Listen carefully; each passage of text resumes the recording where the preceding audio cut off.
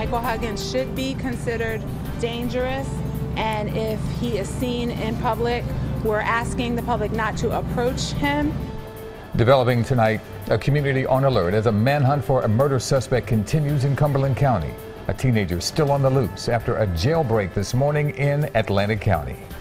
Good evening, everyone. I'm Yuki Washington. I'm Jessica Dean. Tonight, 3 of the 4 escapees are back in custody, but the search for the 4th is ongoing.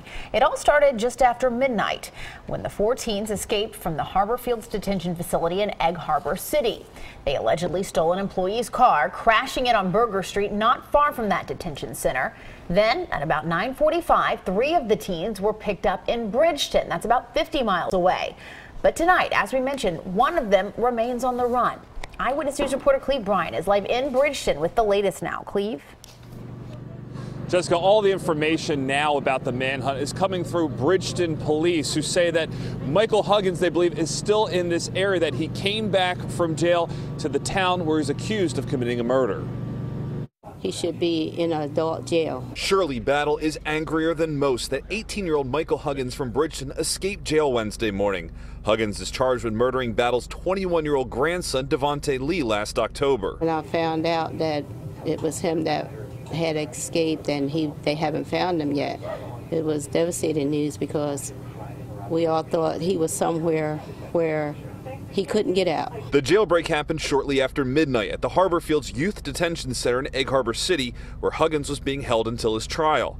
Authorities say he and 3 other teens attacked a guard, then stole a car, which they crashed less than a mile from the jail. Well, I heard the big crash and the boom. Joseph Luna caught the escaped teens on security camera as they slammed into his Jeep, then hit an apartment building and took off running with police just 15 seconds behind. My vehicle getting slammed into, the fact that these kids just let a vehicle slam into my neighbor's home, and the fact that they're still at large is scary. Schools in several Atlantic County towns were closed as the manhunt grew to include nearly 100 officers.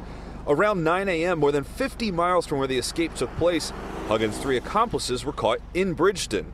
Police say a resident at the Amity apartment complex on Pamphylia Avenue reported suspicious activity outside.